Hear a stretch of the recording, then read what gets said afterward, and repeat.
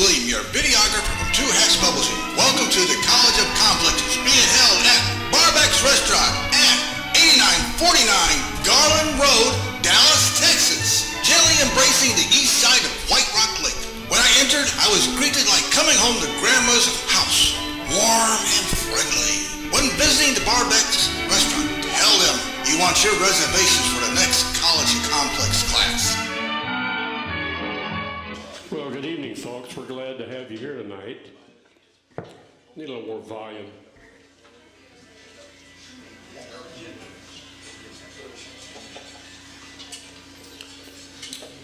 Tom and Susan are off on a trip. They've been in Tucson. I spoke to him yesterday there, and they were hopping the train this morning, which will bring them back to San Antonio. And then their Pullman gets parked on the side track, and it continues on to Florida. The train, not the Pullman. And then in the morning, sometime early, train comes by and leaves San Antonio, picks them up, and heads off to Chicago. And they'll get dropped off up here maybe 3:30 or so in the afternoon. So we'll be glad to have them back. But we're glad you could come out tonight. I've collected money. I've gotten $21. That's 7 of us. So we've got 1, 2, 3, 4, 5, 6, 7, 8, 9, 10, 11, 12, 13, 14, 15. I thought I had collected money from everybody, but if you've not, we've had a couple of people come in new, probably 3. So give me your $3 to feed the pot and keep the machinery going. We'll appreciate that. People have been here before. I'm not going to take you through a long dissertation about the group. We've been meeting here in Dallas for, I guess it's either 4 years or 4 years probably.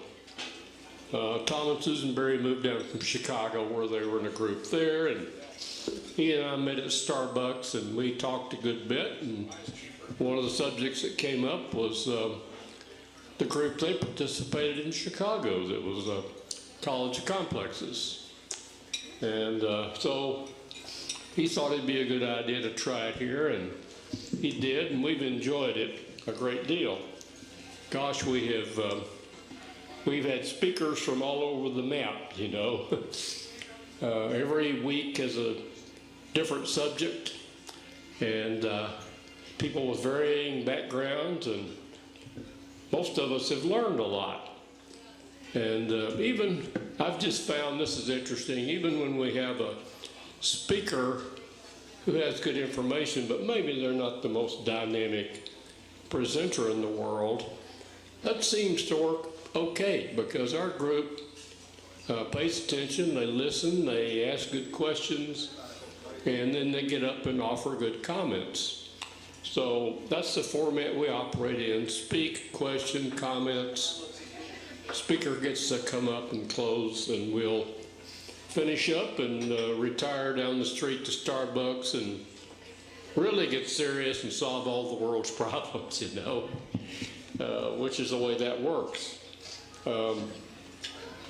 John Beasley, who was so kind to take the sound system home last week from our meeting, and he'll bring it back next week so we can set up. He's our speaker this next week too. He's emceeing tonight and speaking next week. So John, we thank you for your extra efforts, and we appreciate them very much. John has spoken to us on a number of occasions. We always enjoy it. He talks on a variety of subjects, and we'll enjoy this one as well. John did his undergraduate degree in England, came over to the United States, went to work for Xerox, ended up down here in the Dallas area, and did his master's and PhD here in Dallas. So he's a very well educated and articulate person who we always enjoy having him do a presentation. So come. He's going to talk about a subject he's touched on before, why the U.S. needs a progressive party. And we've had, in our years of history since we had the 1776 revolution, and we wrote finally got our Constitution as it is now written, we've had a variety of things in our political parties, and there have been a few occasions where we've had a noticeable three-party action going on in the major national elections, but that's been the exception and not the rule. In England, where John came from, and France, just across the channel, they always have a number of parties, and quite often they have to get two of them to join hands in order to have a majority in the parliament, in their case, to pass a bill. And it sort of forces some cooperation. So I don't know what all he's going to tell us, but he'll shed some words of wisdom, and coming from a earlier life of experience in that area, so I know you'll enjoy it. I'm not going to walk you through all the meetings that Tom has set up, but the next week, our speaker, Willard Mack Smith, is going to talk to us about personal philanthropy. And we have several other good ones lined up. Let's see, the first open weekend is, it looks like probably March 28th. So if you or anybody you know is interested in making a presentation, have them get in touch with Tom or myself. Our contact information are on the meeting notices, which are a group of them laying up here on the booth table. And get in touch with us. We always appreciate referrals on speakers, and we welcome just about anybody on any subject. There haven't been very many people we've said, we don't think that's an appropriate subject for our group, as we usually have open ears. So that's probably too much blabbing on my part, but John, it's all yours, and finish off an introduction and get us going.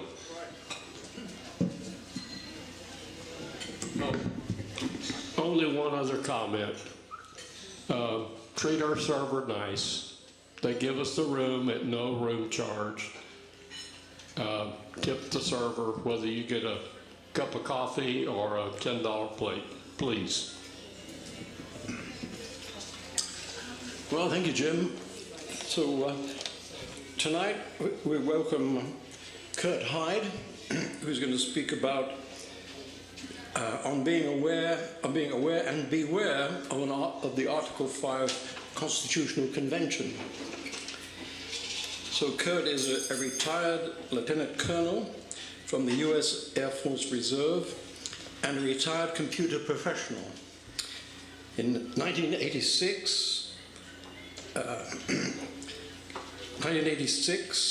he was an invited speaker at an elections technology symposium at MIT. In retirement, Kurt has been studying journalism and is now a writer for the New American. He has recently been speaking out against calling an Article 5 constitutional convention. Kurt believes an Article 5 convention would open the door to a complete rewrite of the US Constitution, and he's here tonight to explain why. So give a warm welcome to Kurt. Well, thank you very much. Can hope everybody here can hear me, thank you very much for letting me be here. I'd like to share with you one of my favorites of all of Aesop's fables. I have a lot of them, but Aesop's fable of the wind and the sun. Now, for those of you who are not familiar with that, the wind and the sun had a contentious argument over which of the two had a more superior power than the other. And the sun, seeing a traveler coming in there, coming toward them, said, well, I tell you what, why don't we settle this by seeing which of us can get that man's coat off him? And the wind agreed. So the sun went behind a cloud, and then the wind began to blow.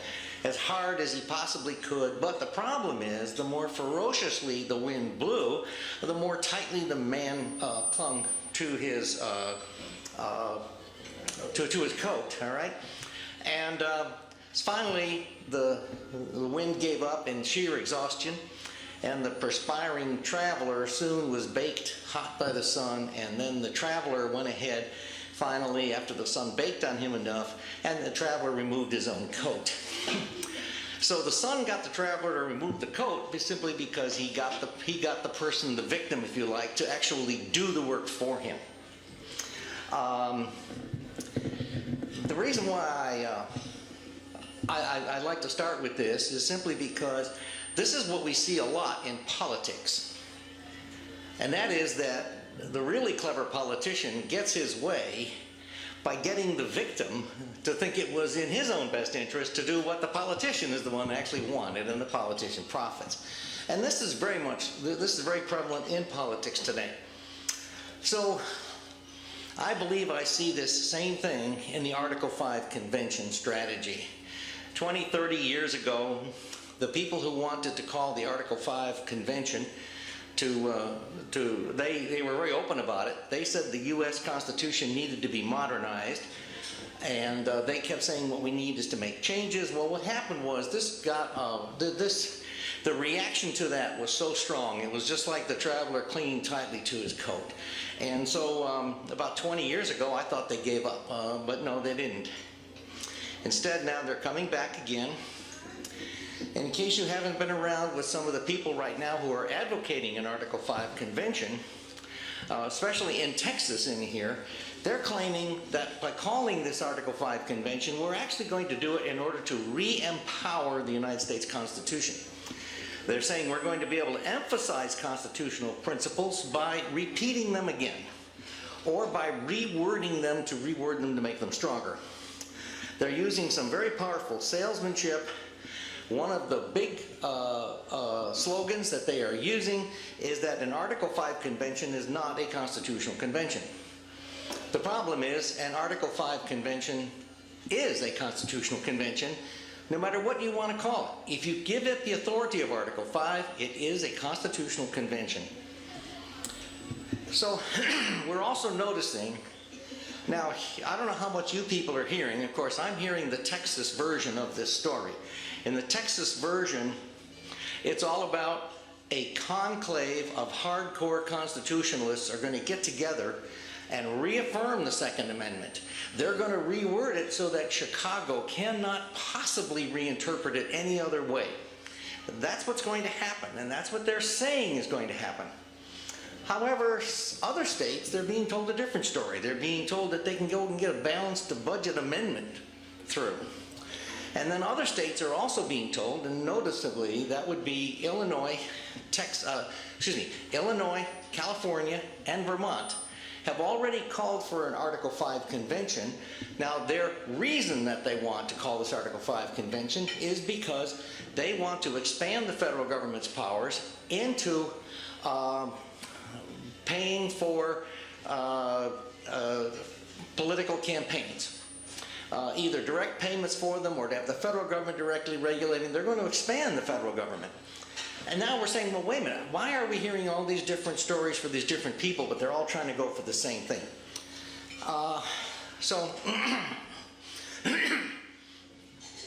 Here are some of the names that have been used for an Article 5 convention. So one of them has been to call it a con, or a constitutional convention. Article 5 convention, convention of the states, and amending convention of the states.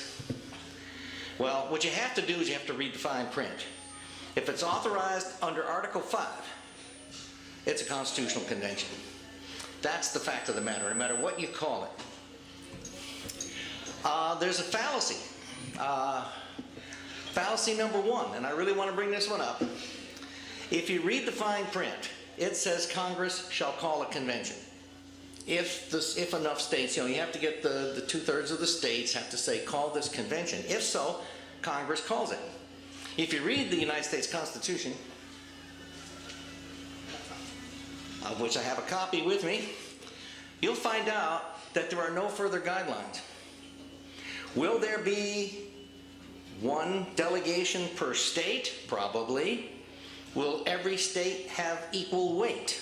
Will Alaska count one vote, same as California or Texas? We don't know. Will they apportion it based on population? Something like the electoral college is, where this state gets so many because it has these congressmen plus 2 senators. Well, we don't know. We don't even know who would chair it. It does not say in the Constitution who is going to chair it.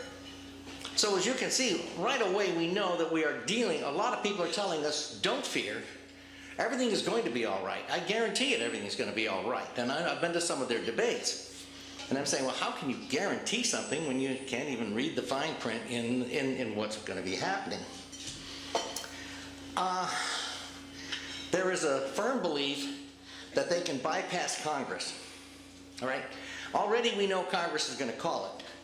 But the Congressional Research Service disagrees with what they're saying.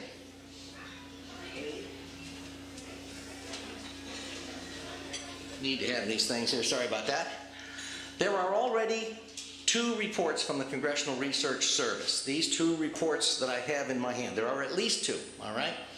And in one of them, if you go to page 31 and page 32 of it, you will see, thus the Constitution in this seemingly minor delegation of authority arguably endows Congress with a powerful check to the work of an Article 5 convention. Well, that sounds like anything but we can sneak it by them, because they're already watching. But I especially want you to take a look at the wording. This wording in here that you can see. Notice how it says it arguably endows Congress with a powerful check to the work of an Article 5 convention. If that,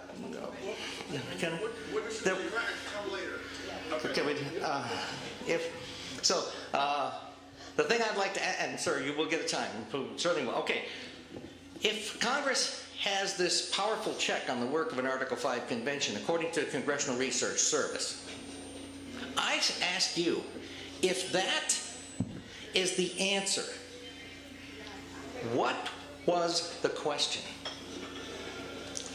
This question does not address how can we downsize government, or this answer. This answer does not address how are we going to handle making changes.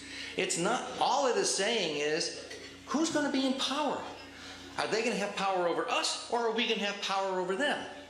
Very clearly, what they're asking about is power. Who's going to be in charge? So the jockeying for power has already begun. And already, that should also make you very nervous about it already.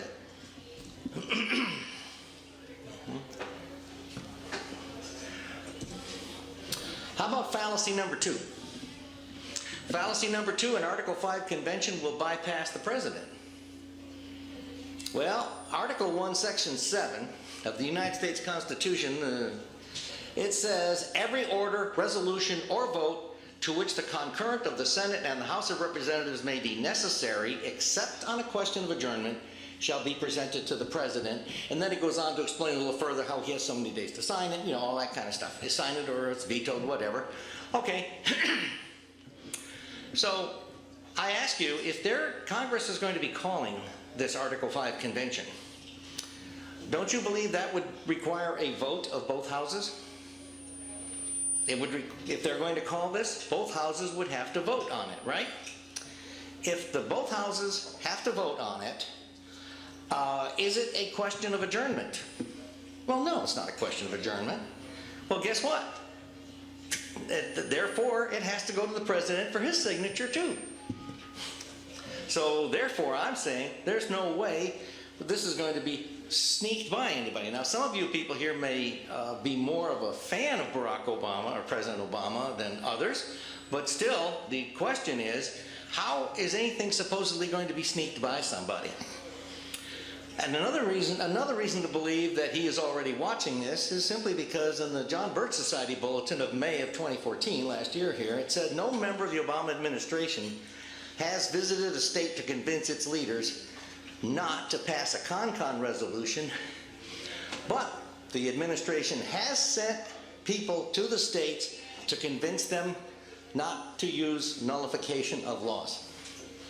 So I think that right away we can now say, well, guess what? Sure looks to me like a lot of other people are watching it. Okay, we're being told there are all kinds of safeguards. One of the safeguards is the states will give explicit instructions to the delegates. The states, like it appears that Illinois is sending them to say, we want an expansion of the power of something like the Federal Elections Commission or something like that to get more involved in the financing and things or whatever and all that. So it looks like Illinois, Vermont, and California will be instructing, and probably also Massachusetts will be instructing their delegates to say that. A problem with these explicit instructions is that we tried that in 1787. The precedent has already been set that once you go to a convention, you're not a messenger to the convention. You're a delegate to a convention. And they then said, well, now that you're here, you're allowed to change your mind. You're allowed to do all these other things. So basically, we can give them explicit instructions. We can also take those instructions and put them in an envelope somewhere in early December. We can address it to Santa and Mrs. Claus, North Pole, and that'll work too. Okay, if you ever read Federalist Paper number 40, James Madison is normally one of my favorite people, one of the top 10. Okay, every now and then we see the side of James Madison that I wish did not exist. He was also a politician, and he explained how and why they broke those rules of those explicit instructions in 1787. Basically did a little two-step double talk, whatever you want to call it, and that's highly unusual. It's the only time I have ever seen James Madison talk like that. But that's what happened in 1787. So we have the precedent of 1787 already, that once they get there, they say, okay, it's time to start the convention. We understand your basic set of instructions, but now let's start wheeling and dealing. How about supposed safeguard number 2? Ratification of any amendment requires 3/4 of the states. Well, what about the precedent, again, of 1787? Articles of Confederation, which is the predecessor document to our U.S. Constitution, required 100% to approve any amendment, which was granted. And James Madison explains it in Federalist Paper number 40. This is just ridiculous, because any one state can hold all the others hostage. And he was right. He was right that that was the wrong thing to have there. But the problem is, how did we get around it? Well, it was simple. The new Constitution would have its own ratification process that is not necessarily the other one. So that precedent has already been set. So to me, there is a huge danger flag here. And the huge danger flag comes in, and that is, if they decide to rewrite the Constitution and they suddenly present the new Constitution, they will now say that the new ratification process will be a national popular vote, and we want to use internet voting. I know there are people who advocate internet voting who are involved, or at least are getting involved in the conversations. I can't believe they wouldn't be there. And I shudder when I think that maybe they might just have their way. The problem with an internet voting system is that it is just way too inherently insecure, and not just from hacks on the outside, also from hacks on the inside. And if you ever take a look at election fraud, like I have studied numerous election frauds, the biggest danger in election fraud is actually friends, relatives, people hired by politicians who are there to make sure politicians get reelected or whatever. So it's actually the inside job is clearly the much more dangerous thing, and internet voting is very vulnerable to inside jobs, being hacked by the inside. From the inside, I should say. For those of you who've read the Republican Party platform or are aware of it, the Republican Party had its 2014 state convention here in Texas. So our PT platform has 2 contradictory planks in it. Now, I'll give you the first one. These 2 follow right after each other, one after another, in the Republican Party platform. I realize we're not all Republicans here, okay? But I want you to see this, because number 1, the first one says, Constitutional Convention. We strongly oppose any constitutional convention, and we encourage the Texas legislature to rescind their 1977 call. Okay, so they're very clear. They say we don't want a constitutional convention, and in fact, we know that our legislature did pass one in 1977. Please rescind it. Okay, the very next one is a rather long paragraph, but I'm going to save you the trouble. This is that same long paragraph, except it's split into 4 different sections. The first of all, the 3 sections of it that are in red are really not supposed to be there. There are guidelines. I have worked at the Denton County level as to what we put into this thing. I've worked on a committee in there.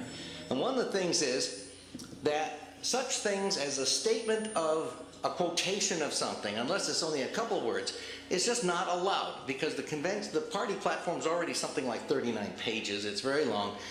So when they say under no circumstances shall the Bill of Rights, the first 10 constitutional amendments, be changed in any manner, number one, that can't even be put in the platform, because it's just a statement of fact of something that's in the United States Constitution.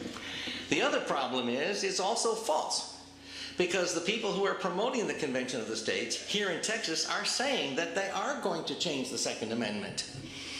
Now, they're claiming that everybody who gets there is going to want to strengthen the Second Amendment, but they already say they're going to be changing the Second Amendment. Okay? So you can't really have that. The other one, it says we urge the Texas state legislators to take the lead in calling for an Article 5 amending convention. They go back and forth whether they call it an amending convention, convention of the states, whatever. Okay. Third section, also in red.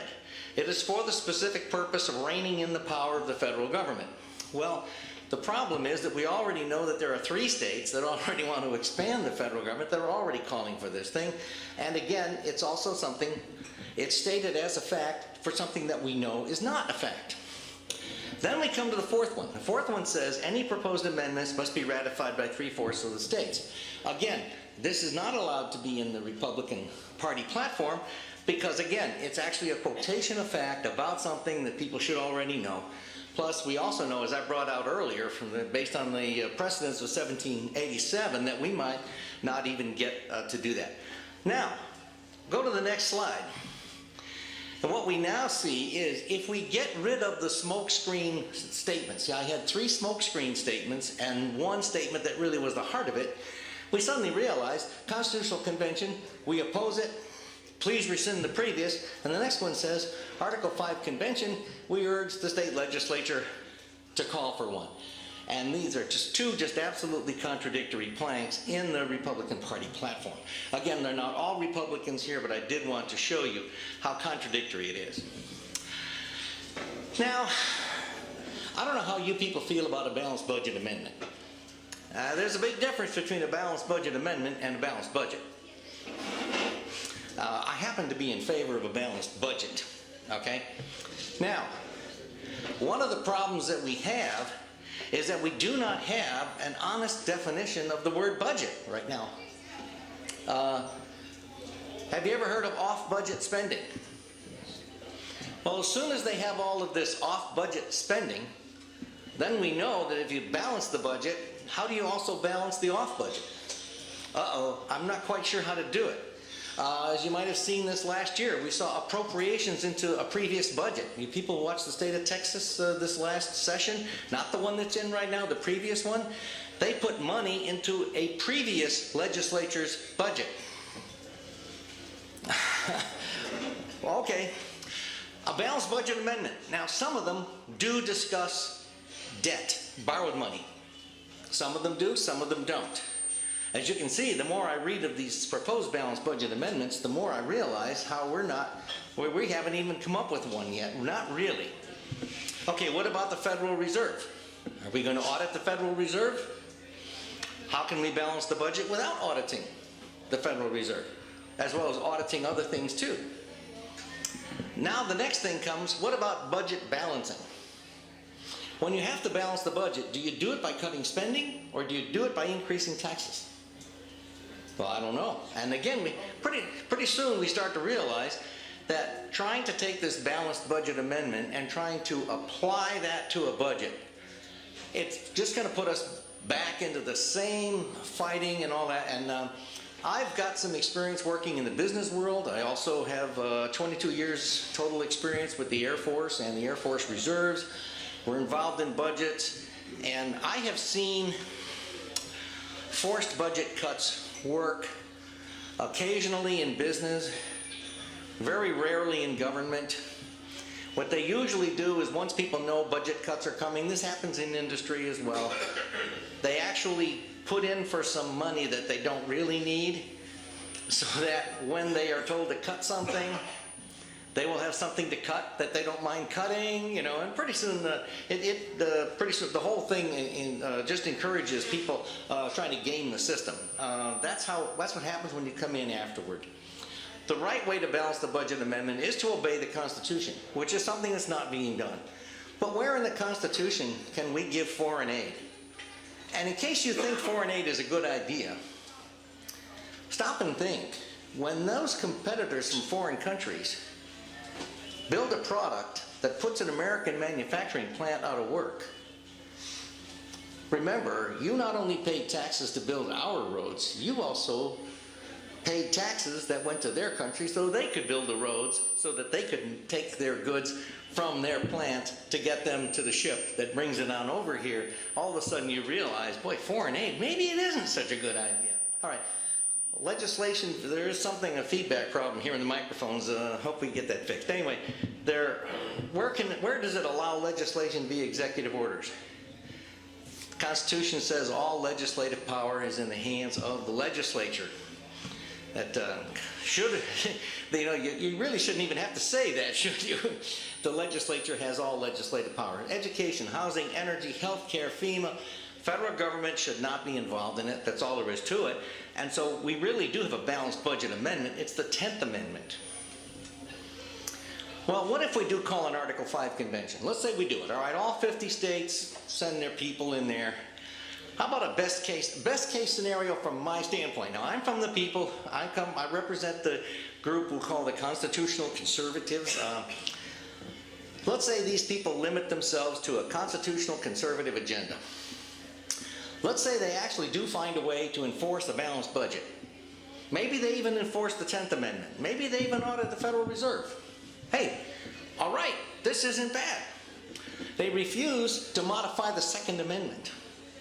They also pick up Mark Levin's book, look at his electoral amendment and say, oops, that's not a good idea, we won't do it. So now we're doing pretty well, because see, that one would have a federal takeover of elections and a backdoor authorization of a national ID card, because the federal government would require an ID card for something, and therefore they'd have to supply one, wouldn't they? That would be a backdoor constitutionality of a national ID card. You know what's going to happen? At least 13 states are going to refuse to ratify it. So it's going to be a big waste of time and effort. Oh, what might be a worst case scenario? All right, let's say they go for a total rewrite, or they make such massive changes in the U.S. Constitution. There is already an ambush. Some people are planning an ambush of the Second Amendment in this to add 4 words, while on military duty, to the Second Amendment, which therefore would limit the Second Amendment only to military people on active duty, or on duty. They might even call for popular election of the president. And they might even do it using internet voting. And that, again, I've already explained why I'm scared of that. Now, what if the new ratification process is a nationwide referendum using internet voting? Again, those are things that I'm calling the worst cases, and I'm calling that disaster. Now we come to the enforcement. We get the new Constitution or the revised Constitution, either revised or new. How are they going to enforce it? The advocates of it have not said that. When I've talked to them, when they've been in debates, it's always been, if we say it again, they'll know we mean it. Well, I don't think that's how it's going to be. Recently, a man from the John Birch Society discovered a letter. I suppose it's been discovered for a long time, but it came to his attention. John Adams wrote a letter to an H. Niles. This is from John Adams, one of the founding fathers of our republic. And he said, but what do we mean by the American Revolution? Do we mean the war? The revolution was effected before the war commenced. The revolution was in the minds and hearts of the people. A change in their religious sentiments, of their duties and obligations. This radical change in the principles, opinions, sentiments, and affections of the people was the real American Revolution. You see, the American Revolution occurred prior to the War for Independence. The real changes in the people and what got the people going. Well, if the Constitution is not the problem, what is the problem? Well, you can find a book called Tragedy and Hope by Dr. Carroll Quigley. And in it, in his book, it's around page 1200 and something, I've got it over here. It's a thick book.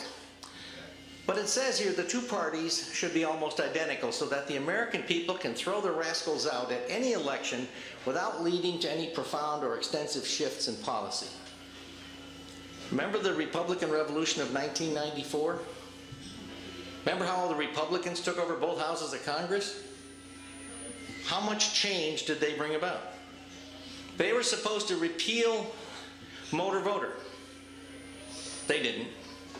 They were supposed to repeal asset forfeiture laws, which I understand some of you people here might like asset forfeiture laws. Okay, you may or may not, but that part of what brought them to power was the promise to do that. They haven't done a thing. In fact, I would also mention to you that Tragedy and Hope by Carroll Quigley, when Bill Clinton accepted his nomination to be the president, he even said that how much he admired Dr. Carroll Quigley. And concerning Carroll Quigley's book is all about how the Republicans and the Democrats work together. I thought I'd show you this. Now, for some people, particularly I've been speaking to conservative Republican audiences. Now, some of you people here may have a different opinion of the Clinton administration. But one thing I want to show you are some real numeric facts about the Clinton administration. The first 2 years of the Clinton administration was with the 103rd Congress. Now, these numbers do change because congressmen die or somehow or other resign. Usually it's some of them, the older ones, die. There's 400 of them, you know, so 400 plus. So, but anyway, usually at the beginning is where I got these numbers. 103rd Congress. Democrats, overwhelming majority, 258 to 176 with one independent. In the Senate, they had it 57 to 43. Then came the Republican Revolution of 1994, and suddenly the Republicans were in charge. In the House of Representatives, 230 to 204 with one independent. In the Senate, 53 to 47. And then the next two Congresses, the Republicans were in charge again. As you can see these numbers, I don't want your eyes to glaze over, but in the House it was numbers like 228 to 220, or 223 to a little over 200. In the Senate they had it 55 to 45. So what? So if you think the government grew too much under the Clinton administration, it was Republican Congresses that submitted the budget for his signature. So let's just take a look and ask ourselves, what on earth is happening? Well, I'd like to give you a tale of two congressmen. Don't know if you can see it from here. This is a bulletin called the Trim Bulletin, which was called Tax Reform Immediately. Now the one on your left, this is of Congressman Dick Armey of the 26th District. This was from his Trim Bulletin. His Trim Bulletin, which was in spring of 1995.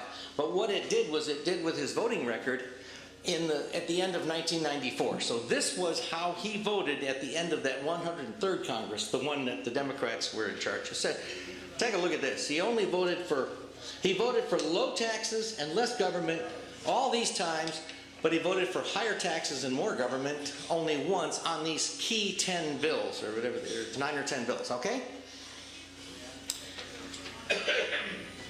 Now here's our tale of two congressmen. I wonder who this particular congressman is. Some of you in the front row can already read. Here is the spring of 2001. This is Dick Armey's voting record, when the Republicans were in charge. When the Democrats were in charge, no, no, no. You're spending too much. Slap your wrist. Republicans are in charge. What do we have? The change.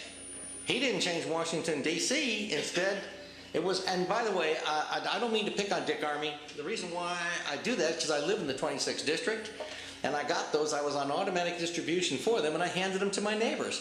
I took them around. My neighbors couldn't believe it. They could not believe it. But we find that the Republicans suddenly vote like Democrats. They vote for the same spending issues or different spending issues? Well, those are different spending issues, but they are very similar. They're similar enough that they are valid as comparisons. Okay, but we will get to questions and answers. Sorry if I'm maybe boring people. I'll go quickly here. All right, this past November we had a big change, didn't we? Remember, it was what happened on Tuesday, November the 4th. We voted a whole bunch of Republicans in. Wow, the next day must have been Wednesday, November the 5th, right? Well, look at what's in the Wall Street Journal on that day. These are the people who came to us saying, hey, Tea Party people, of which I am, I'm going to repeal Obamacare. All right, we're going to stop it. We're going to change everything. The polls weren't even closed for 24 hours when they said that both political parties have agreed to seek some form of common ground. The polls weren't even closed for 24 hours. And in case you haven't noticed, the repeal Obamacare bill is stalled. There is one that's in there that's a repeal and replace. Repeal and replace does not mean repeal. It means keep. But, already, so this is where the problem is. We need to make sure that when our congressmen say that they're going to vote in this way to have less government and lower taxes, that we hold them to it. And I was hoping to see some people start yawning and see some eyes glaze over, because, you know, haven't we all been told that? How many times have you been told, hold your congressman's feet to the fire? You see, because forcing our congressmen to obey their solemn oaths of office, all it takes is 218 House members, and they can shut down Obamacare right there. That's all there is to it. They say, if that shows up, we amend it, we take it out, it's not in it, that goes to the Senate. It only takes 51 senators to end Obamacare, because 51 of them can shut it down by saying, when the budget comes to us, if it comes with Obamacare, we are going to amend it, we're going to take it out, it will not get by us. They actually have that power. But now, so what the real problem is that they went there after promising to repeal Obamacare. The next day they said, let's go find some common ground, guys. So demanding that these people obey their oaths of office, it is much easier said than done. Now this is where I think, this is the part where I was hoping to see some people go, oh, for crying out loud, Kurt, we've been told that so many times. Well, okay. Let's talk about how do you go about telling your congressman to obey his solemn oath of office. Most politicians try to trick you into playing by their rules. To most politicians, you know what a grassroots movement is? It's right up there on the screen. If they have a mailing list, they call that their grassroots organization. Usually the last thing in the world they want is for you people to meet together and start becoming a powerful group. He basically wants you to be part of his team, but he doesn't want you meeting with each other. He wants to be in charge of all that communication. So you want to get a true grassroots organization like this one, although this is not really a political organization. But because a true grassroots organization will actually empower the people, they'll work year-round, they'll work on issues of substance.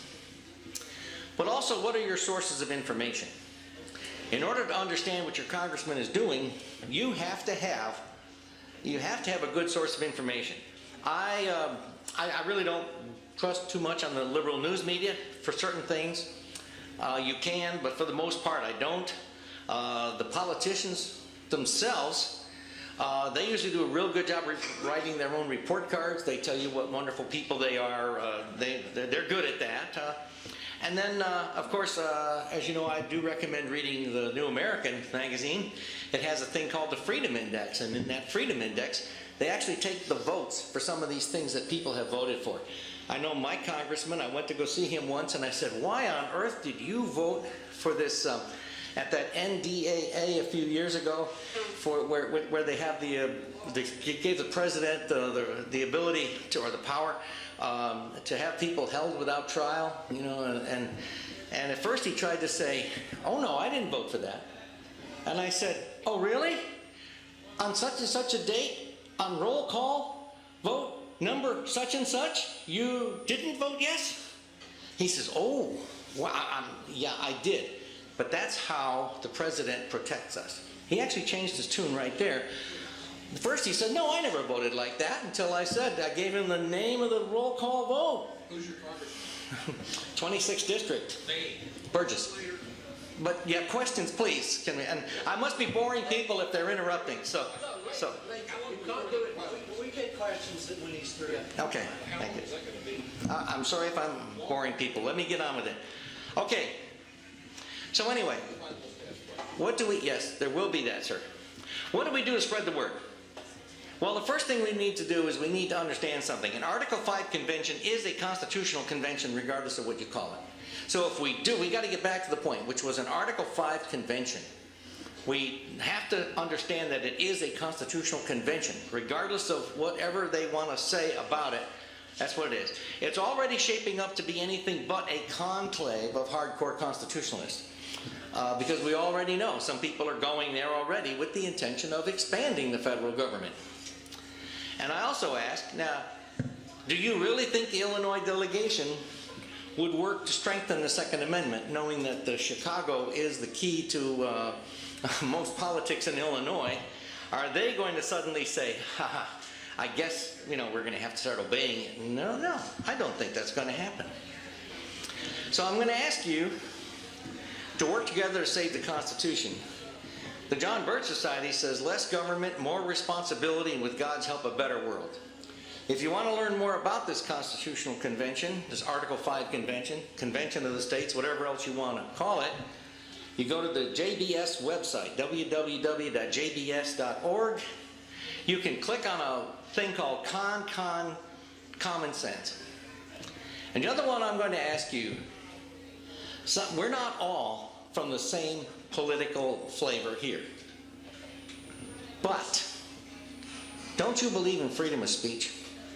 Isn't that what makes this organization, this College of Complexes, what it is? It's freedom of speech. And you people have given me freedom of speech. If I've gone too long, sir, I'm sorry. I did not realize that. Yeah, anyway. But anyway, you have given me freedom. Well, freedom of speech I got from God, the Constitution. But tonight, you've allowed me to have freedom of speech. In about a minute or two, we're going to hear freedom of speech on your part, too. Some of you are going to agree, some of you are not. And that's really okay. What's more important, most important, is I ask you, think about freedom of speech. Think about our Constitution. And let us not gamble with this Constitution. Let us not do that. I also would like to let you know, so anyway, regardless of where you stand, let's defend our Constitution. Let's defend this right to disagree even. It's almost like when I was in the Air Force during the Vietnam War. We used to say to the anti-war people, please don't splash me with red liquids, because I'm willing to die. Well, maybe not. I guess I could have. But anyway, I was in the military. I said, I'm going to defend your right to disagree with me. Please don't splash red liquids. Oh, that's another story. Getting off on that one. But that's it. Your right to express yourself. I don't have a right of free speech unless you have a right of free speech. You have the right to disagree. But above all, let's think about this. Let's not gamble with anything that might disrupt that free speech right or other rights that we have. James Madison discussed the possibilities of having another constitutional convention. In it he said, having witnessed the difficulties and dangers experienced by the first convention, which assembled under very propitious circumstances, I should tremble for the result of the second. So the other thing I would say as we now go to the questions and answers, before we do, I want you to know, number one, if you haven't signed up for the drawing, there's going to be a drawing for this autographed book. The book is by Art Thompson, the CEO of the John Birch Society. I have a bunch of these, and they're free. And we also have some DVDs and a New American article. I'm going to be asking for a voluntary donation of $1 for one of these or for one of those, and emphasize the fact this is a voluntary donation. If your wallet is close to empty, take it for free. It's a voluntary contribution toward it, and I meant that, and I do mean that. So with that, I'm going to go shut off my camera, and then we can start the questions. Any questions, sir? Sir, yes, sir. Speak into the microphone. Microphones, yeah. With the exception of being opposed to the Constitutional Convention, I don't think I could agree with you on anything that you said. However, as far as the Constitutional Convention is concerned, let me walk you through something that I think may be correct, and that is the Constitution. There's a comment period. It's a question. Comment, you can take We have a half hour of questions first, then there's comments. Can you pose it as a question? Pose it as a question. It's just a format. Never mind. Okay, yeah. Yes, sir, you will, but... 5 minutes. Pose it back to me. I got a question. Is there any serious? Is there any serious move in the legislature this year to call a constitutional convention? Absolutely. HJR 77, and I understand, I believe now 2 others have also been filed to call for a convention of the states. And yes, and they are serious about it. They do want to do it.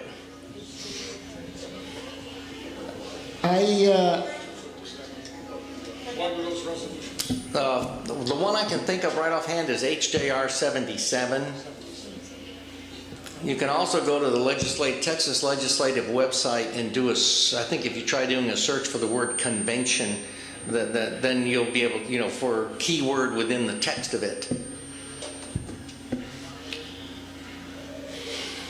I'm going down there next Tuesday to work with citizens' lobbies of people trying to get our representatives to vote no on it. Yes, sir. So Okay. You jumped into the detail kind of quick. I think there's some basics that I don't understand. Why now? What is the main thing they want to do here? Is it gun control? What is going on? Is it UN control? Who is for? Who's against? Basically, like the real basic overview without so many details about 1776. Okay. All right, very good. It depends on what state you're from. Why now? Why now? Why now? Okay, well, I guess they felt they could do it. Let me see. You see this over here? Motivation for this whole. What is the motivation for the con? Can I answer that? Well, go right ahead. I'll also give my answer if I disagree. Excuse me, you must use the mic. Please use the microphone. Otherwise it's... Okay, how about if I answer it first? Can I please? Yeah, thank you. All right, and I called up this slide because this is one of my previous slides. See, if you live in California, Illinois, or Vermont, you're being told by the people promoting it that it is for the purpose of adding additional authority to the federal government over campaign finances. If you live in certain other states, which I don't have listed in here, but we can help you find them, you're being told it's for a balanced budget amendment. If you live in Texas, you're being told it's going to be a conclave of hardcore constitutionalists who are going to reword the Second Amendment so Chicago can't possibly reinterpret it. Sir, that is the problem. If you live in Texas, that's what you've been told. If you live in California, Illinois, Vermont, or Massachusetts, I didn't put it on here, it's now coming out, Massachusetts wants to do it for a different reason. And that's one of the things I brought out to say, look out, that scares me. So all you know, you don't know the real reason. Well, I think the real reason is that they want to rewrite the U.S. Constitution. And what do they want to change? Well, we've heard all kinds of changes. They want to modernize it. They want a popular election. We can't really get them to interview on that I know of, but things that have come out are that they seem to want like a lot of changes in the federal government, just all kinds of changes. Okay. It's my understanding there are petitions going on all across the country. Wolfpack is behind this. Wolfpack has been here to talk to us. I'm part of that group as well. And the big thrust all across the United States has been to take money out of elections. That's the big thrust. And to replace the private funding of corporations and wealthy individuals, the top 1%, with public funds, so that each candidate has an equal amount of money and therefore an equal fair privilege of winning an election without having to be a member of the 1%. That is correct. That is the charge being led by the people in Illinois, California, Vermont, Massachusetts, and also they are also here. But the reason why I want to bring that out is you'll also notice that is not the same message that the Republican Party faithful are being told here in Texas. We're being told that it's going to be a hardcore constitutionalist bunch that's going to rein in the federal government. And when I start saying too many people going for too many different reasons to supposedly be doing the same thing, again, that also makes me very nervous, as well as the fact that it opens the door for a rewrite. Next question. Could I see your copy of the Constitution real quick? And could you, if you would mind turning it to Article 5 to save me some time? That's right, Article 5. I usually carry a copy, but I don't have it with me tonight. There you are, sir. Okay. Just want to check something out here real quick. Okay, it says that the Congress or the legislatures of 2/3 of the state shall call a convention for proposing amendments. Proposing amendments isn't the same as a constitutional convention to rewrite the Constitution. And what I'm curious about, too, from what I'm hearing here, if there's no consensus among all these different groups about what this convention would be for, then why are you afraid? It sounds like nothing's going to come of it anyway. My fear is that a lot will come of it. My fear is that it will be a total rewrite of the U.S. Constitution. But how if you don't have consensus? I think they will achieve consensus. Really? Yeah. Because I don't believe... People are going to achieve consensus with, well, and others with different, everybody seems to have a different agenda. If you've got all these different agendas, it sounds to me it's going to be a big circus. I don't believe so. Yeah, so that's where I was going to microphone. Okay. I do not believe so, because I believe that having looked at what the Republicans vote for at the Texas State Legislature and what the Republicans get from the Texas State Legislature, that the delegates from Texas are very likely to agree with those other states and will do just like they do in Austin right now and abandon their conservative principles. See, my understanding is exactly his, as it states in the Constitution, that is to propose amendments. And if it proposes amendments, then those amendments have to be ratified by the states, by Congress, signed by the president. And if you're doing all of that, then aren't you really just doing something that's being controlled by the people whose money is controlling the government and our elected officials and our public opinion anyway? So I don't understand how it's going to achieve anything that we can't achieve simply by passing a constitutional amendment for some particular purpose through the Congress by pressure on our Congress members. Well, could you phrase that as a question? There is a comment period. If it's about changing the way that elections are financed, for example, isn't it the case that we can pressure our Congress into passing such a amendment and getting it that way without running the risk of a constitutional convention where who knows what other amendments would be proposed. I think what you're saying in your question is posing a question to me where we both agree very much, and that is that this is not the right tool to go about doing anything with the U.S. Constitution, because this opens the door for all kinds of things that might happen. Kurt, I'm interested if you know Mark Levin's position. I know he is putatively a conservative, and one of the things that concerns me regarding Levin and perhaps others in that group, is this not a reflection of big money? Is he not a reflection, is not he a voice for big money? I don't really know if he's a voice for big money or not. So that, as far as Mark Levin is concerned, I'm going to say I disagree with what he wrote in his book, and I'm going to leave it at that. However, I would like to add something, if I could, regarding corporate financing of elections. Have you ever asked yourself, why is it that this wasn't a problem many years ago? Why is it a problem now when it wasn't then? So I'll try to make my answer fairly short.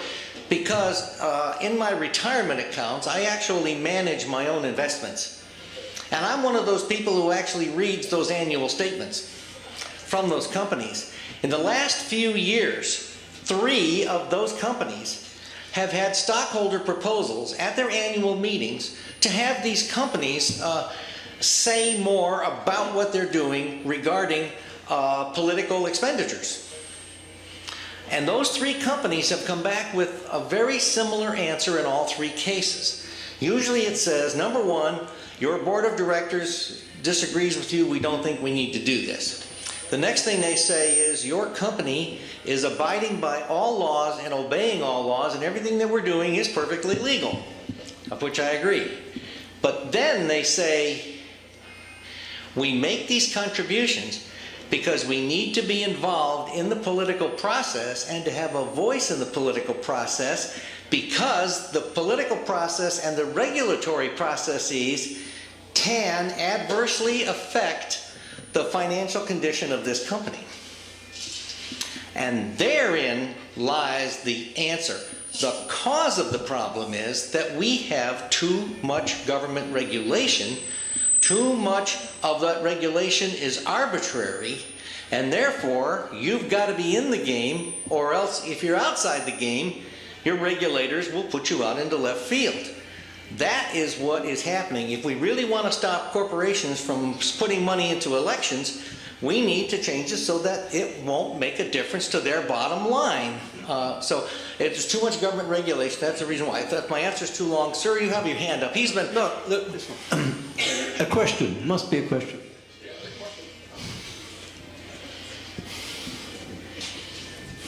Do I understand you correctly to advocate the position that we ought to follow the Constitution? Yes. Does the Constitution provide a method to amend itself? No. It certainly does. It has a means by which it can be amended, but it never amends itself. You have that thing laying on the table out there. There is a method by which the Constitution can be amended. Can we agree on that? Oh, yes. All right. Yes.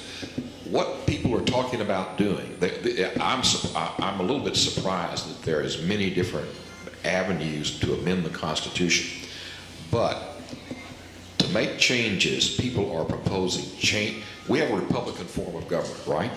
Yes, meaning a republic as opposed to a democracy. Yeah, we have a republic. As opposed to political party. Not a republican, but a republic form as opposed to democracy. Yes. In a republic, we elect representatives who make laws and constitutional changes. Yes.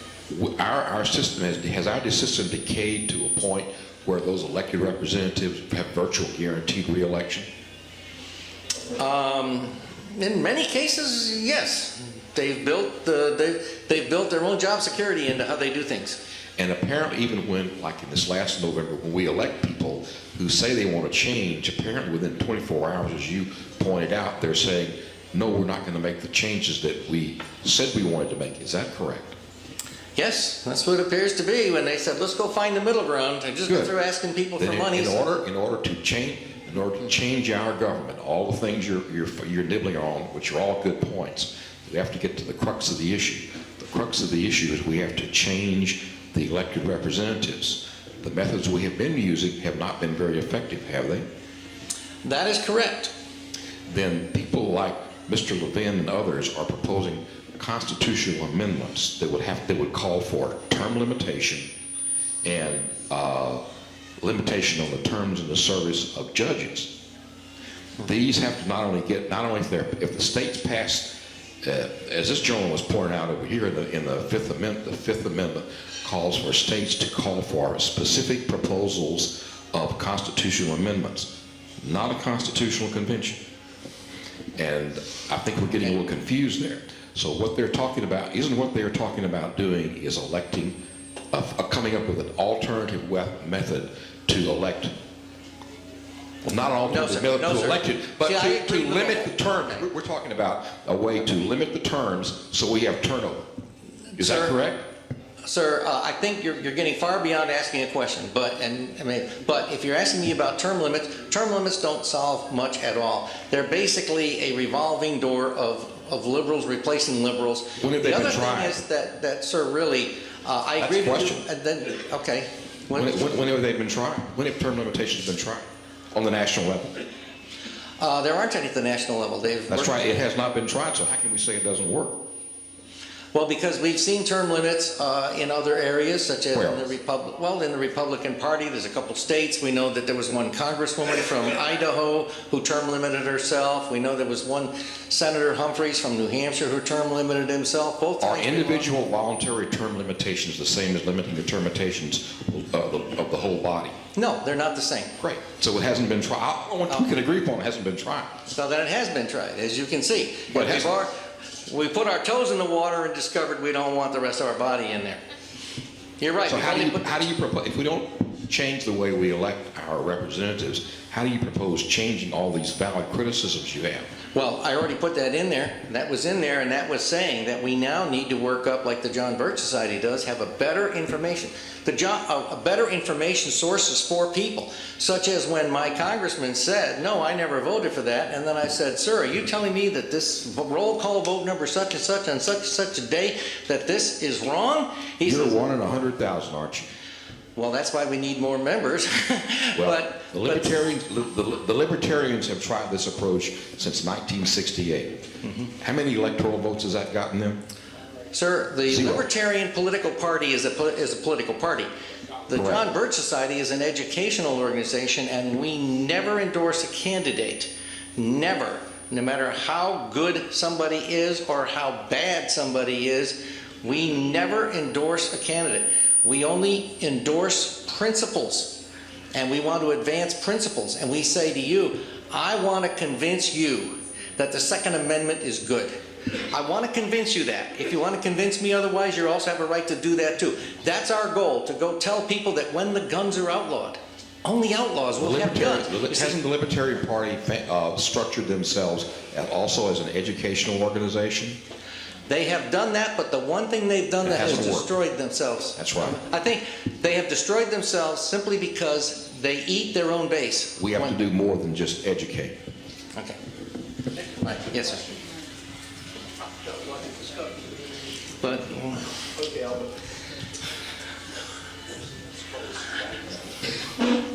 it seems that you've been talking around the fact that the biggest problem we have in this world today is fascism. We have the huge corporate structures having gained all the political power virtually and passing things like NAFTA and GATT and so forth. And therefore, the idea of capitalism has completely wiped out what this country was based on, and that was free enterprise. And there's no more enforcement of the antitrust laws. How can we get back to free enterprise, rein these large corporations in, give them the freedom so they don't have to buy their way through Congress? How can we do this? Does it just take an awakening of the people? Well, it takes an awakening of the people, it takes an organization of the people, but we also need to make people understand that arbitrary regulations are the enemy of the consumer. They don't work for the favor of the consumer. So we need to reduce the size and the scope of the government. When the size and the scope of the government become so small, in fact, one of the things, I've not written this yet, I've been thinking about writing an article on it, and talking about the fact that the United States does not really have laissez-faire capitalism. We have actually combined capitalism with Judeo-Christian values. Most of our laws are based on biblical truths as well as on economic truths. Like for instance, many of our laws, like for instance, laws on breach of contract, you can trace that to the Bible. Most places where there's a breach of contract, it is required that you tell the person who breached the contract that he did in order to give him a chance to make it right before you can take him to court to sue him over it. See? But that actually comes from the book of Matthew in the Bible, where it says, if your brother sins against you, you got to go tell him, and you got to bring somebody with you as a witness maybe, and then if he still won't listen to you, now you can take him to a court of law. There could be a whole night on this. But you see, we actually put together Judeo-Christian values of right and wrong along with laissez-faire capitalism. And I believe that what we need is to return to the point where all our laws really do is enforce moral right and wrong. If somebody lies to you, tells you a car is good and it isn't, you can sue on that. But the problem right now is that we have quite a few regulatory agencies, so many regulatory agencies, that just the cost of compliance keeps anybody except the wealthy from starting the car company. The days of David Buick inventing the overhead valve and starting the Buick Motor Company, you couldn't even think about doing it now. You couldn't think of the Dodge brothers leaving the Ford Motor Company and starting their own company. In fact, there's an article I wrote for the New American last July. What it did, it was the 50th anniversary of a Boston Pops Orchestra and Peter and the Commissar. I suggest you people put that in your search engine, Peter and the Commissar. It's about a 20-minute recording with the Boston Pops Orchestra from 1964. And in it, they have Peter writes a song. It's actually Peter and the Wolf. And Peter goes to the Commissar of Music and says, can I please make this part of our culture? And the Commissar of Music tells him it's no good.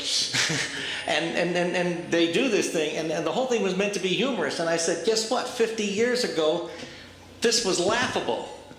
Today, and I started listing some of the agencies that exist today that are compliance agencies that didn't even exist back in the days when, this is when chic liberals were laughing at the communist system for being overregulated and overly centralized planned. I'm getting a little, but I hope I'm addressing your question, which is that we need to reduce the size and scope of government in order that it isn't going to matter to any company as to, or it's not going to make a big difference to any company as to who is in office. They're going to be governed by the principles of Judeo-Christian morality in how they do their business, not satisfying regulators and going through expensive compliance procedures that keep newcomers from coming into a market. Kurt, I have a question regarding, we're talking about term limits, and the longest terms I can think of are the Senate. But we used to have a form of a vote of no confidence on our senators. That was abolished with the 17th Amendment. If we turned around and abolished the 17th Amendment and went back to the original constitutional policy where the senators could be recalled by the state legislators if they were not representing the states, wouldn't we effectively have done something in the way of term limits? Yes, and also there is a movement right now to repeal that particular amendment. Now that could be done by, that doesn't need a convention. That doesn't need a constitutional convention. There are some people, and by the way, I'm going to step out and say I happen to agree with them, but But you are right. Yes, sir. Sir, we had a conversation. I gave a long answer. You obviously have something else to say. Just one follow-up on what you were saying, that corporations, the people who run them, need to go back to our Judeo-Christian values. However, what has happened in this country, and I think very calculatedly through the news media, through entertainment, through Hollywood, is an absolute tearing down of the morals of this country. So what we need also is some way to restrain this rampant disease of greed and lust for power in this corporate world. We're in a world of fascism, and they don't have morality. They don't have our values anymore. So things like strict enforcement of the antitrust laws and so forth to rein these corporations in and bring back free enterprise, don't you think this is necessary? I mean, in this regard, I think corporations need to be controlled. I believe they need to be governed by principle. And that's my own opinion. Governed by principle. Laws that are based on principle rather than based on regulatory compliance. That's my opinion. And I have a feeling some people disagree. Two questions. Would you agree that 4 out of our first 5 founding fathers and presidents of these United States believed in a strong central government as opposed to individual states' rights? No. Well, they did. I was the one that gave the talk on that. I'm sorry you guys missed it. George Washington, yes. Thomas Jefferson, yes. Monroe, yes. The only ones that wasn't was Adams. That was the only one out of the first 6 presidents. Okay. A second question. Yeah, I can prove it. Give me your email and I'll send you the information. Anyway, has to do with free speech. Would you say that we have the right as United States citizens to libel and slander our leaders?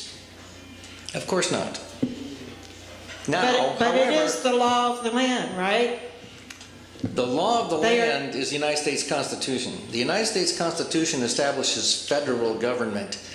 The First Amendment, and this man over here I believe still has my Constitution, and I think I know it, when it says, okay, Congress shall pass no law respecting an establishment of religion, nor of abridging free speech, nor of abridging freedom of the press, nor of...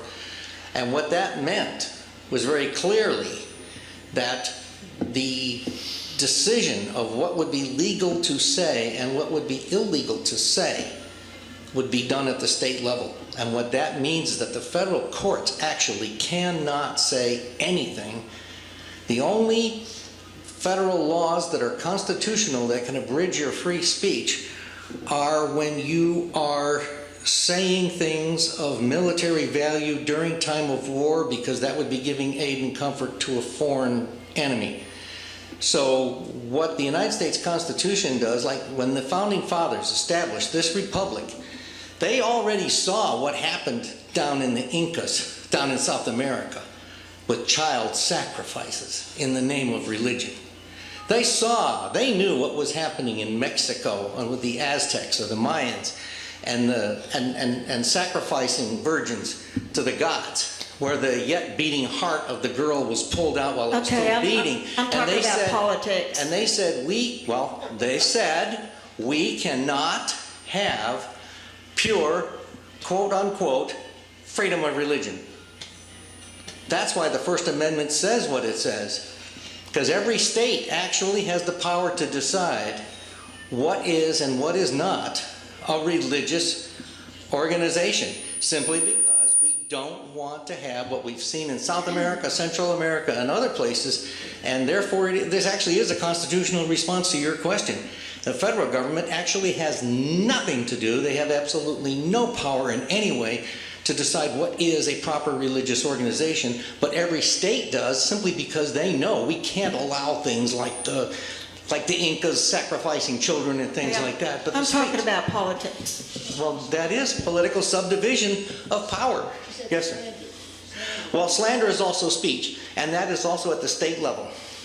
But in reality, is it not true that if I tell a lie about you, you can sue me?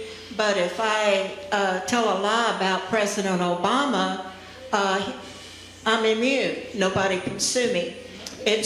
No, that's not true. You're discussing. That is not true. You are discussing what specific laws say. No, I'm talking about. It is okay. It is legally okay to say whatever you want to say about any of our political leaders, whether it's true or not, even if you know it's true or not, and you do it intentionally and you put it in writing. That is okay, and I think that needs to change. I think our political leaders, I think our political leaders need to have the same protection that you and I have against libel and slander.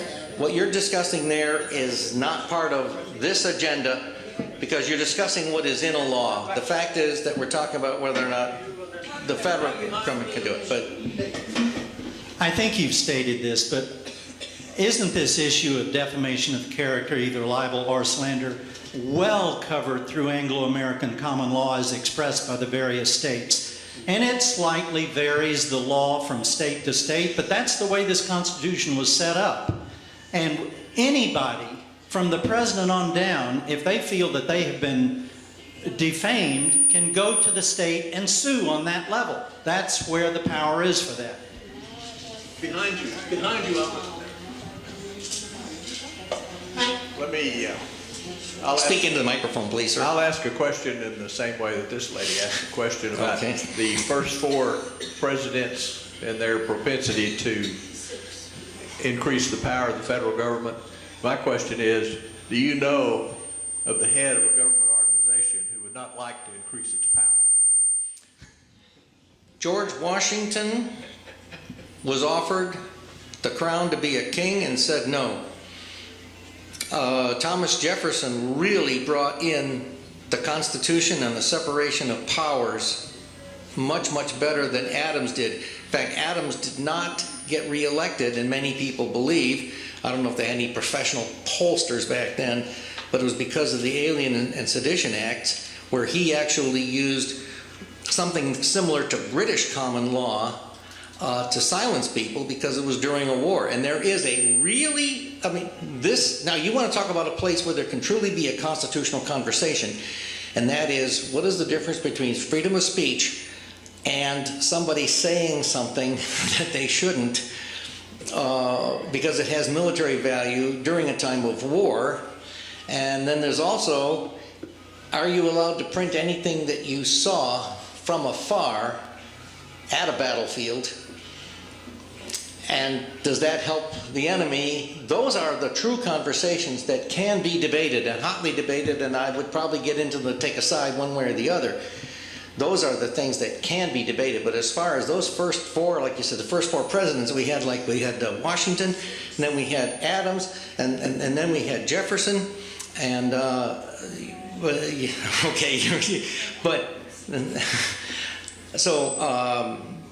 I really believe that they believed in federalism. I know that George Washington went to Alexander Hamilton to say, should we really have a bank or not? And I think that was a mistake that was made on both their parts. But that's, we're getting into another conversation there. But, okay. Yes, I have a question. I'm very happy to see that we can agree that we would like to see the 17th Amendment repealed and abolish electing U.S. senators by popular vote and return that as the Constitution originally proposed, having the state legislatures appoint the senators. Is that what we agree upon? Is that what you said? Did I understand you correctly? Well, we did kind of agree on that, although the main topic of tonight was whether or not calling a constitutional convention is like pulling out a 12 gauge to go after a chickadee. Correct. And is there a danger of blowing up something else along with it? How would you change the election of United States senators? I'd go back to the original. How? How would you affect it? Well, you repeal just the same thing we did when we repealed prohibition. We just said, amendment number such and such is hereby repealed. Do you really think that 2/3 of the senators would vote to take that? No, that's the fundamental question. Do you think that 2/3 of the senators would vote to change the way they were elected? If we educated the people. You've got to be kidding. No, I'm not. You've got to be kidding. No, I'm not. Most John Sir, Birch but- Society people I know of are pretty intelligent people. Well, I'm shocked. I'm terribly sorry, sir. But I joined the John Birch Society, because I say this, 50 years ago, next month. Sir, I would like to say this. 50 years ago, when I joined the John Birch Society in March of 1965, most people said there was absolutely no way the John Birch Society would ever be able to tell people that the United Nations was anything but a beautiful organization. That is the power of running an educational campaign. That is the power of distributing books like 46 Angry Men and The Fearful Master. So when you say you think I'm joking, no, sir, I'm not. I remember the 1950s very well. One of those countries I came up here, other parts, were adamantly opposed to the United Nations before we ever heard of John Birch. And we're missing this all on tape. Your comments being lost. Okay. We must cut the questions and go to comments. So. Thank you. Whether we agreed or disagreed, I want to defend your right of freedom of speech.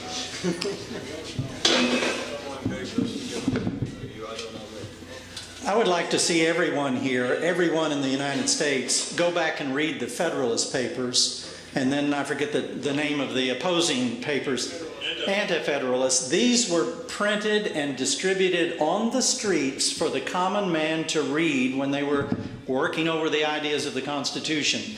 If you will read those today, I think you will find that those people walking on the streets of those days were probably better educated than Americans are today. Our educational system, frankly, has been driven straight to hell.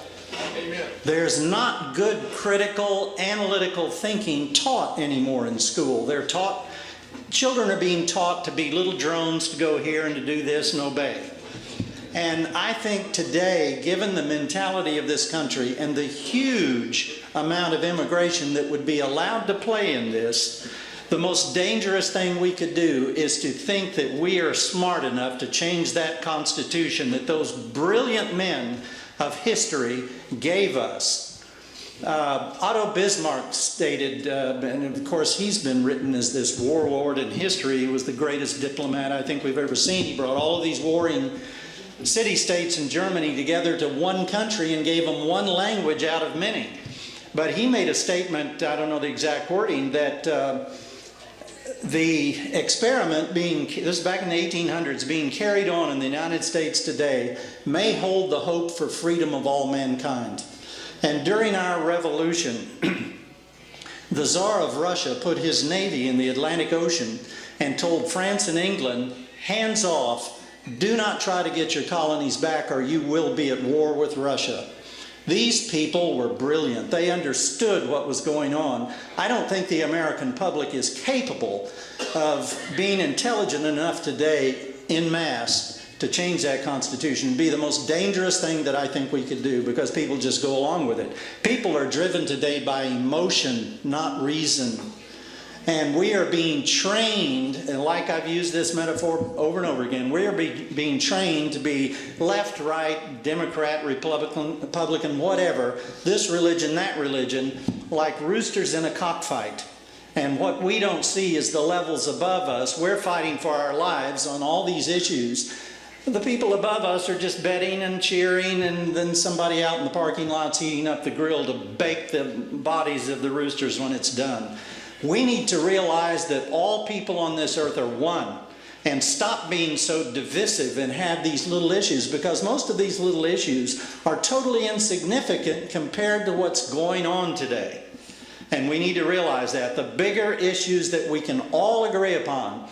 And Ms. Carpenter here gave us one of those issues in one of her presentations here on the Trans-Pacific Partnership. If we let the United Nations group of totalitarianisms put something like this through, it'd be the end of the United States and all freedom on this earth, and the great culling back of the population to the stated 500 million worldwide that they fully intend, and they've stated it.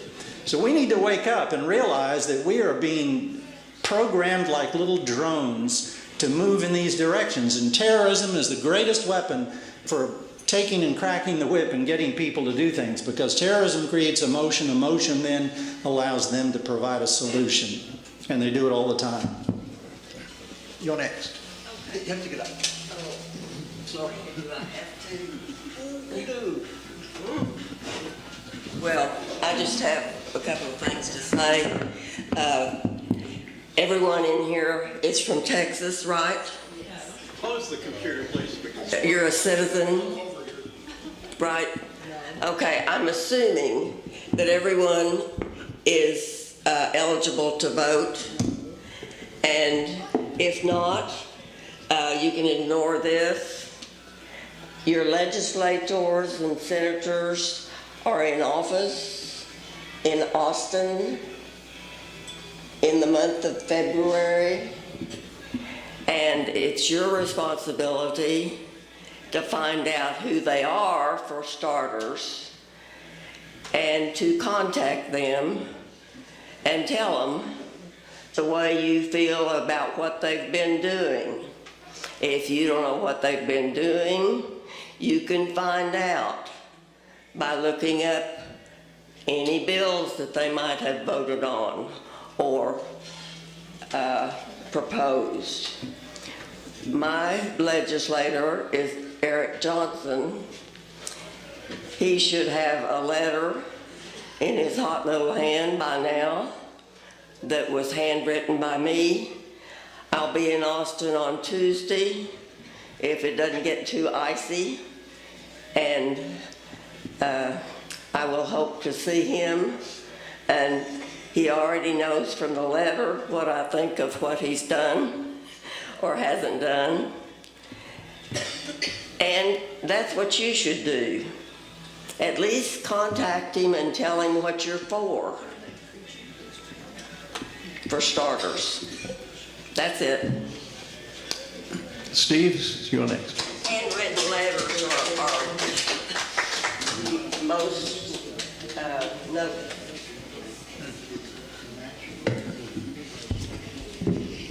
Well, first of all, let me just say that, as usually happens with this group, we go way off topic. And there's a whole lot of things that people have said tonight that I both agree and disagree with. But I'll try to stick to the point. But before I make my comments about the presentation tonight, I'd just like to correct a misperception. The Constitution does not require the participation of the President. When an amendment is passed by Congress, or whether it was proposed by a convention, which has never actually happened in 27 amendments, so it's true we don't have any experience with that. The President doesn't have to sign off on it. The President has to sign off on laws, but not amendments. Because there's a supermajority already on the amendments. Correct. Yeah, 2/3. Right. So he's not a part of the process. I'd like to rebut that when we get it. Okay. In any case, I'll get to the point. I think this fear of a con-con, as it's called, is unfounded. Because, first of all, the Constitution does clearly state in Article 5 that if we did have a convention, it would be for the purpose of proposing amendments, not for rewriting the Constitution, irregardless of the example of 1787, when the delegates to the convention that was called for the purpose of revising Articles of Confederation ignored their instructions and went ahead and just wrote a whole new Constitution. That's true, that did happen. But they didn't have, those were instructions they had from their individual states that they ignored. I think it'd be a lot harder for them, anyone to ignore the Constitution. So, and I think too that the reason this fear is unfounded is because there doesn't seem to be any consensus among all those who seem to want a convention. If everybody, including the state of Texas, was agreed that the purpose would be to strengthen the Second Amendment or to do any particular thing, then you might have a case for that. But it seems to me that people's wanting to call a convention is all over the board. And so I don't think it's ever even going to happen.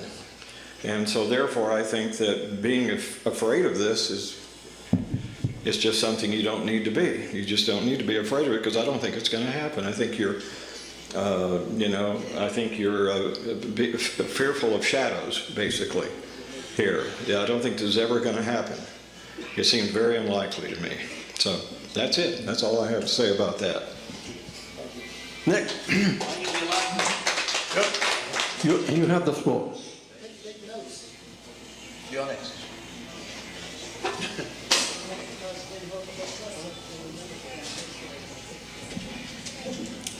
I will say that I don't lie awake night worrying about a constitutional convention. I share your view that that's not going to happen. It's been I've been talked about for a long time, ever since I was in high school, and nothing's ever come of it. We do have term limits. Our president is limited to 2 terms. So, that can't happen, and it was done by constitutional amendment, so it could happen again. I think it's very unlikely, because congressmen are not interested in limiting their own terms. Now, they may be interested in limiting the president, but they're not interested in limiting their own prospects. But what it boils down to is that we, the people, are going to have to take control of our government. If you believe in term limits, if you think that a congressman shouldn't serve more than 10 years in office, when he comes up for election on the 6th term, don't vote for him. If enough people feel like term limits are a good thing, then we just need to make up our mind that after a certain number of terms, we're not going to vote for you. In a little while, they'll get the message. Congress is not going to reform campaign finance. They like it. Because if you're a sitting congressman, you got a vote that you can sell. If you're trying to get in office, you might have a vote you can sell, but when it comes down to who gets the money, the sitting congressman gets the money, because people that have it are going to come to them and they're going to buy them. Now, some of you may think that they don't buy Democrat votes just like they do Republican votes, but that's not so. They're all for sale. There are a couple of votes that their constituents feel strongly about, and they have to vote a certain way, and the rest of them are up for grabs, and they're sold for campaign money and whatever other ends they might come to.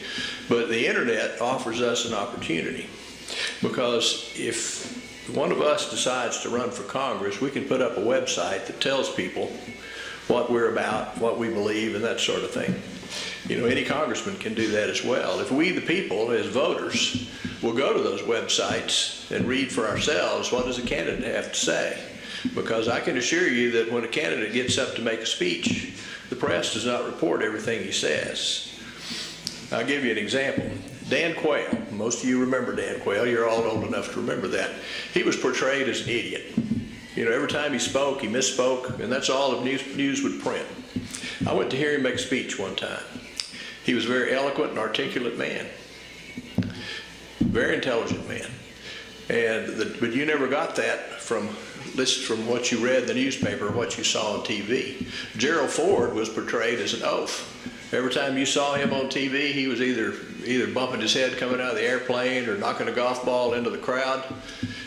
The man was an all-American football player. He must have had some degree of coordination, but the newspapers portrayed him as an oaf. That's just the way why they all get together and do that, I don't know. But they do that, and you can't rely on the newspaper to accurately quote what people have to say. If you listen to Ted Cruz, and he makes an entire speech, he sounds pretty rational. If you listen to the little snippets you see on TV of what he says, he sounds like an idiot, because that's how they portray Ted Cruz. And I'll tell you something else. If you look at the pictures of politicians, you can tell pretty well what the newspaper thinks about them. Because when Lyndon Johnson was running against Barry Goldwater, Lyndon Johnson was a statesman. When the press turned against him at the tail end of the Vietnam War, if you saw a picture of him, he was picking his nose or something like that, or he was showing his scar. And it all has to do with how they feel about just how they portray, because they got hundreds of pictures to pick from. And if they can pick a good one or they can pick a bad one.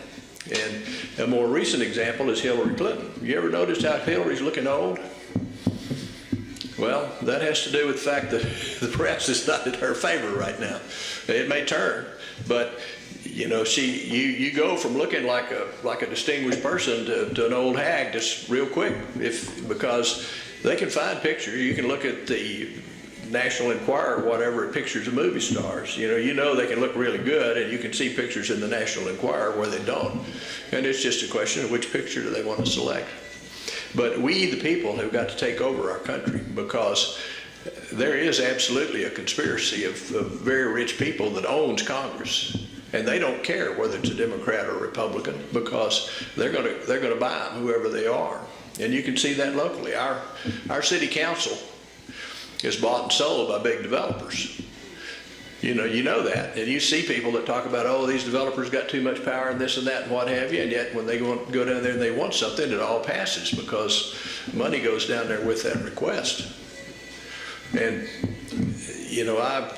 I wish it weren't so, but as I said, the internet offers us an opportunity to inform ourselves and be informed voters. But if we just want to sit on our butts and let the government do things for us, in a little while the power of this country is going to pass from the people running the government to the government running the people. And you see that in the National Security Agency. They listen to your phone calls. They can do anything they want to, and it's all in secret. You don't even know whether they do it or not. They can track your car, and there ought to be. There are constitutional provisions about that, but if the courts won't enforce it, and the Congress won't enforce it, and the president is doing it, then what are you going to do about that? We have to throw the rascals out.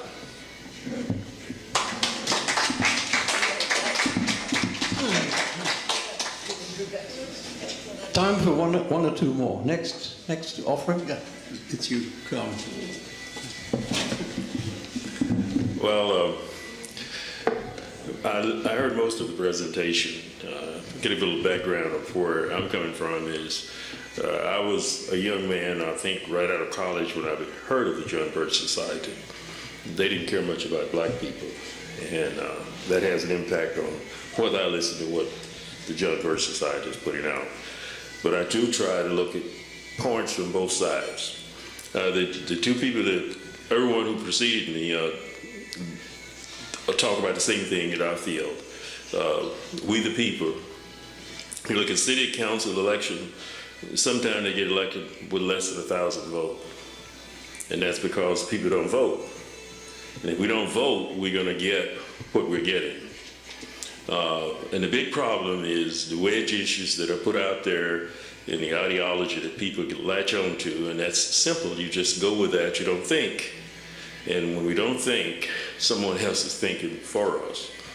And we do need to wake up as a people. These wedge issues, like my good friend here said, we all one people. And when one group hurt, eventually we all gonna hurt.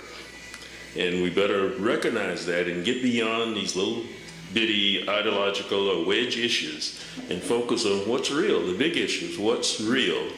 And we haven't done that. We didn't do that in November. We are probably not going to do it in May when we vote for city council elections. People just sit around, don't vote, don't try to get informed. And it's tied a great deal to our education system. Civics used to be a required subject. It's now an elective, and I work at a junior college, and some students come through have never had civics. So that's one of the only courses. History more or less teach patriotism in name of presidents and things like that. We don't teach students how to analyze the impact that individuals or group of individuals have had on the development of the nation. On the issue of slander and libel, there's a different standards for political candidates. They can sue, but they won't be successful. It has to be a compelling reason that the person who would knowingly did that without regard for anything. Then they can do it. So most politicians don't want to fool with it. They lose more than they gain by doing that. But for a citizen, we can sue, and if it's true, we'll win. But so it's a different standard used there. And I hear people have been talking about a change in a new constitutional convention. We've had experiences in Texas In 1869, we had a constitution that created a strong executive branch, and the governor abused the power. And so in 1876, we changed it, and no one has absolute authority in the state legislature or the governor's office. Actually, the governor's office is very weak because we elect most of the statewide officers as individuals, including the lieutenant governor. And, you know, they work for what they think they're not necessarily in step with the governor. But since Governor Perry was there so long, most of them were in step with him because he seemed somewhat invincible, I imagine. If I were sitting where they were, I may have thought the same thing. But we need to wake up and get beyond what are these wedge issues and really think what's best for the country, not what's best for me. And if we do that, I think we'll come up with a different decision and vote. Encourage everybody to vote. People complain, they don't vote. And that's what bothers me when we have such a small number of people who go vote, particularly in local elections and midterm elections. And all elections are very important. I'm for one, don't want to go back to when the state legislature selected the senators. It wasn't a good thing.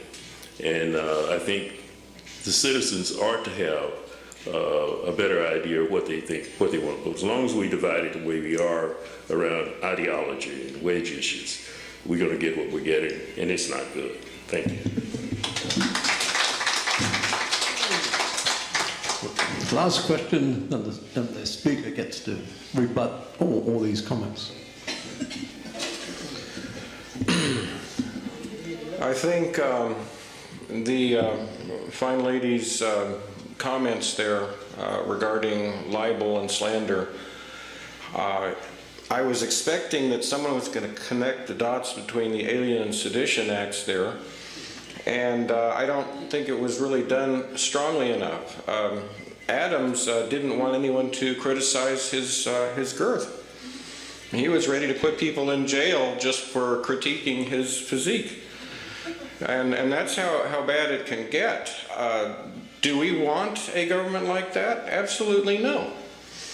As far as the first, 4 out of 6 being statists, 5 out of federalists, well, see, we don't understand what that really means today. Because what were they calling for? What was the great controversy between the Federalists and the Anti-Federalists? Okay. The Federalists were saying that we had no national government under the Articles of Confederation. We did not have a government that could shake hands and do business with other countries. And perhaps the Anti-Federalists were just libertarian, if you want to cast that in modern terms. But moving the ledger, so to speak, towards a national government and moving it towards statism are two completely different things. And that was my comment on that. It's different. Well, you're talking about passing laws so people can't criticize the president. Believe me, every president I know of needs critique. And where does criticism, where is the line between criticism and libel and slander? That's that fine. That's actually a legal determination. Truth from untruth. Who determines truth? What? That depends on what the definition of is, dear.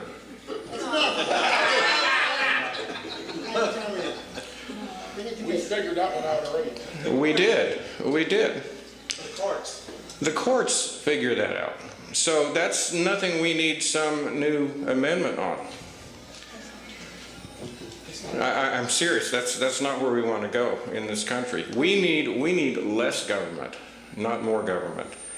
And that government that is there needs to follow those fundamental principles of individual liberty, the consent of the governed. The gentleman is right here talking about, if you look in the Declaration, it's saying that any time that this government stops serving the consent of the governed, we should alter or abolish it. And we really haven't done that in any great degree. it's due for some renovation. The problem is we're missing 700 years of history leading up to the Declaration of Independence and the Constitution. As Chris Ann Hall spoke here in Dallas some time back, she said that the American War for Independence, the colony's independence, was actually a British Civil War. That is really what it was.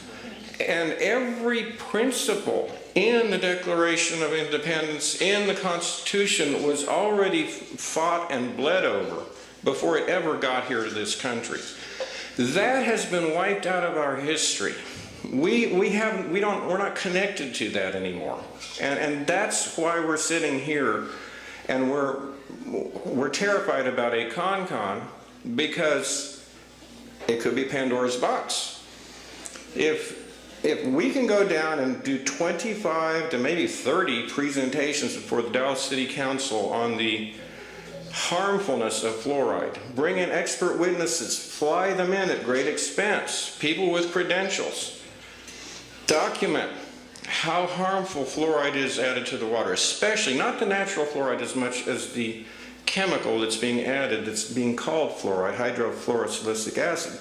If we can go in and give that totally intelligent, logical, rational mode of presentation before the city council and have them put up basically what I would call two idiots and then vote to put it back in, that should give everybody a pause for thought as far as how government is working and whether it would be safe to have a con.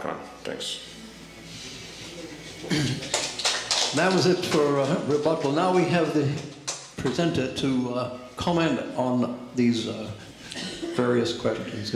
First thing I want to do is thank everybody here for listening to me and being polite, whether or not we disagreed or agreed. That was very nice. I did want to say that regarding Article 5 U.S. Constitution, you're absolutely right when you said the President has no say in any amendment that originates in the Congress, because it takes 2/3 of each house, which therefore it doesn't need his signature because it's already been overridden before he could even have a chance to veto it, and they'd say, so what? It means nothing, it's already overridden. But if you'll check, there is no such limitation if it comes from a state. The other one, sir, regarding saying the John Birch Society doesn't like African American people, I would suggest you write down a few names of some of the people who were on the John Birch Society's American Opinion Speakers Bureau. One would be George S. Schuyler, who wrote the book Black and Conservative. He was one of our speakers. I would also recommend Julia Brown and her book, I Testify. There was one, I believe his name was Charlie Smith. I forget for sure what his name is, but we also had one, was a speaker. And our director of research was a man by the name of Evans Raymond Pierre. So anyway, I just did want to say that. But above all, I really want to thank everybody here. And freedom of speech is what made this organization, because that's what you are. You're freedom of speech here. And let's not do anything to risk losing that. On behalf of everybody here tonight, I want to thank the speaker. Obviously, he did his job. He stirred up a lot of questions. Well, thank you. We'll clear up and we'll see you next week. Oh, and Starbucks, yes. If you care to rejoin to Starbucks, there people will. I don't know if you would like to go down to Starbucks too with the gang, but. This is William, your videographer from Two Hats Publishing. I hope you enjoyed this video. If you like it, please leave comments below, or like us, or follow us, and get notices of all our videos. We love it, even when you call. So when visiting the Barbeck's restaurant,